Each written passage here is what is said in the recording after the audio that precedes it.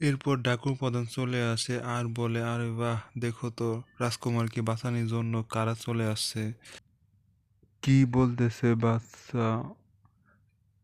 তখনই সাথে সাথে তার জাদুর দড়িকে নির্দেশ করে ডাকুকে বাঁধার জন্য, এবং তাদেরকে বাঁধে ফেলে ধাক্কা দিয়ে তারা সেখান থেকে পালিয়ে যাওয়ার চেষ্টা করে, এবং ডাকু তাদেরকে দরজা আটকে দেয় এবং তাদেরকে বলে আর যেতে পারবে না। তখনই ডাকু প্রধান তার চেলা ডাক দিয়ে, বস আমাকে তো আগে খুলেন। তখনই বসের কাছে আসে, বস তার জাদুর দড়িটি খুলে ফেলে। ও, এটা জাদুর রশি, এটা তো আমার অনেক কাজে আসবে, এটা ডাকু বলে। সবাই চিন্তিত হয়ে যায় তার কথা শুনে। তাদেরকে ধরে ফেলে এটা টিয়া পাখি দেখে ফেলে এবং ডাকুর প্রধান তাদেরকে কারখানায় বন্দি করার জন্য নির্দেশ দেয়, এবং টিয়া পাখি দেখেছে চিন্তিত হয়ে যায় তাদের কিভাবে সাহায্য করতে পারে, এবং সে অনেক চিন্তা ভাবনা করে ডাকুর প্রধান সর্দারের রূপ ধারণ করে এবং তাদের সামনে এ, চলে চলে আসে। ডাকুর প্রধানের সামনে চলে আসে এবং সবাই কনফিউশন হয়ে যায় যে আমাদের বস কে, সর্দার কে।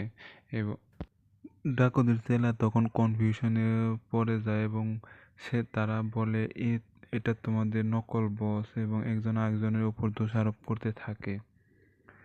তারা তাদের মধ্যে ঝগড়া বিবাদ সৃষ্টি হয়ে যায়, একজনে আরেকজনের সুস্বাদু অফার করতে থাকে এবং তাদের নকল ডাকুর কথা শুনতে থাকে এবং তাদের মধ্যে মারামারি সৃষ্টি হয়। আমি তোমাদের সর্দার, তো তুমি একে মারো।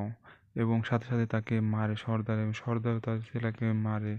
তারা একে অপরের উপর হাত থাবাথাবি করতে থাকে।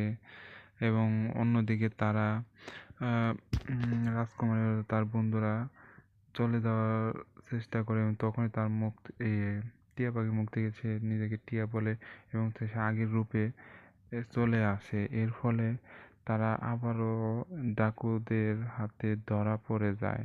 তারা সেখান থেকে আর পালাতে পারে না, এবং রাজকুমারের তার বন্ধুরা তাদের সাথে অনেক জোর জবরদস্তি করে এবং তার বন্ধুদেরকে এক কারাগারে বন্দি করে দেয় ডাকুর ছেলেরা অনেক কষ্ট করে সেখানে আটকিয়ে ফেলে, এবং রাজকুমারীর বন্ধুরা অনেক চিন্তিত হয়ে যায়।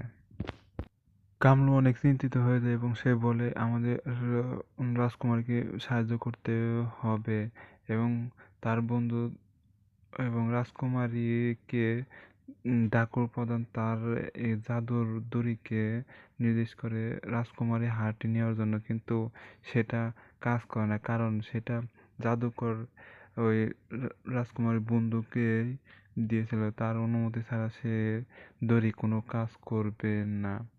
এবং রাজকুমারের বন্ধু কামলু, তারা দুজনেই অনেক চিন্তিত হয়ে যায়। তখনই হঠাৎ করে মাংকি চলে আসে উপর থেকে।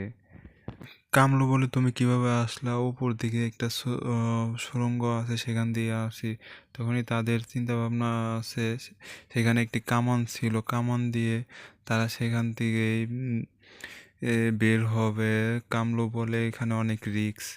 অন্যদিকে ডাকু রাজকুমারকে বেঁধে কুয়াতে ফালাইতে চায়, কিন্তু তখনই রাজকুমারীর অনেক চিল্লাতে থাকে এবং এবং তার শব্দ শুনে তারা এই রিস্ক নিয়ে তারা সেখান থেকে বের হওয়ার জন্য প্রস্তুতি নেয় এবং সেখান থেকে লাফ দেয়। সেই কামান দিয়ে অনেক অনেক রিস্ক নিয়ে তারা সেখান থেকে বের হয় অবশেষে, এবং বাদর সে বাড়ি খাওয়ার মুখে, তখনই সে দড়ি সেখানে আটকে পড়ে এবং রাজকুমারীর বন্ধুরা নিচে সেখান থেকে বের হয়ে যায় এবং রাজকুমারী গলা থেকে চেনটা পড়ে যায়।